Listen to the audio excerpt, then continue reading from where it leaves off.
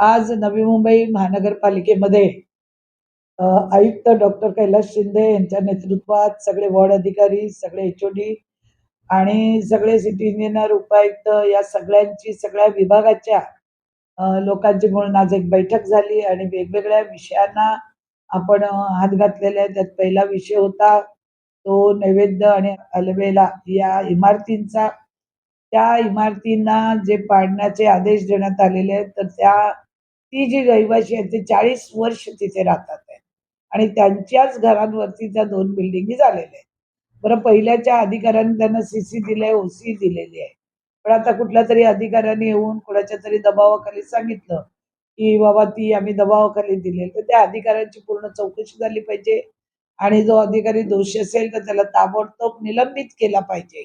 कारण आज त्या दोन्ही इमारतीतले ज्येष्ठ नागरिक हे घाबरलेले आहेत आणि त्या दिवशी मला 15 ऑगस्टच्या दिवशी त्यांनी घेराव घातल्यानंतर त्यातली काही ज्येष्ठ महिला मला म्हणाल्या, की माझा इथे मला अटॅक येऊ शकतो. मी आजारी झाले. काही लोकं अपंग आहेत, जे ज्येष्ठ नागरिक आहेत या इमारतीमध्ये. तर आम्हाला खूप भीती वाटते, की एखादा मंत्री ज्यावेळी बोलतो, की इमारती तोडा, त्यामुळे आम्हाला भीती वाटलेली आहे. मी त्यांना त्या दिवशी आश्वासित केलेलं आहे, की तुम्ही बिलकुल घाबरू नका. मी तुमच्या पाठीमागे आज मी कमिशनरांशी बोलली.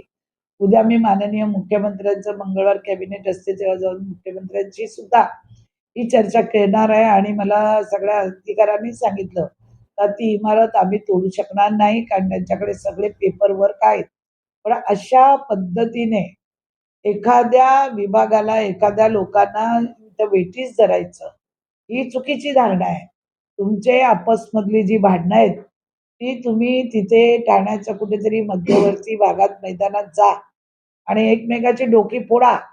पण माझ्या बेलापूर मतदारसंघातल्या नागरिकांना जर कोणी त्रास द्यायचा प्रयत्न केला, तर तो मी खपवून घेणार नाही. याची मी आज आपल्या माध्यमातून तुम्ही काही समजा, मला मी काय बोलते ते. प्रत्येक वेळी बेलापूरचा विषय घ्यायचा आणि बेलापूरच्या लोकांना वेठीस धरायचं. हे बरोबर वाटत नाही. इथली स्थानिक आमदार मी आहे आणि लोक माझ्याकडे ज्या तक्रारी करतात, त्यामुळे पक्षाचं नाव सुद्धा आमच्या खराब होतं. हे पक्षाचं नाव कुठे खराब होऊ नये म्हणून त्या दिवशी मी त्यांना भेटली.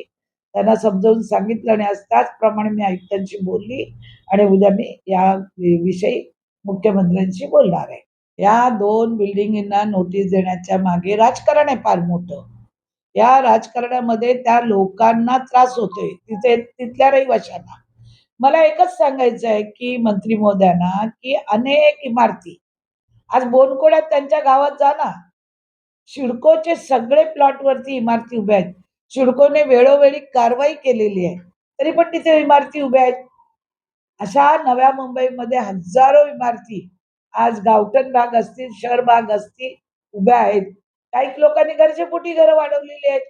त्यात आमचे ग्रामस्थ असतील, त्यात आमचे माताडी-मापाडी असतील, ते कमी बजेटची घरातली लोकं असतील. म्हणजे काय तुम्ही काय सगळ्यांचीच घरं तोडणार आहात का? तुमची जी काही भांडणं आहेत, तुमचं जे काही राजकारण आहे, तर तुम्ही तिकडे करा, इकडे करू नका. तुम्ही प्रत्येक वेळी सांगता, "मी महाराष्ट्राचा मंत्री आहे." तुम्ही महाराष्ट्राचे मंत्री आहे. तुम्हाला महाराष्ट्रात वन खातं दिलेलं आहे. तुम्ही तिथे काम करा. या बेलापूरमध्ये लोकांना आपण येऊन बोलल्यानंतर जी लोकं 40 वर्ष तिथे सफर करून राहत आहेत, त्यांना आताशी कुठे घरं मिळाली, 10-15 वर्ष झाली. आज अनेक लोकं मला येऊन भेटतात आहेत, की आमची घरं तुटणार का? आमची घरं या लोकांमध्ये दहशतीचं वातावरण निर्माण करण्याचं कारण काय आहे?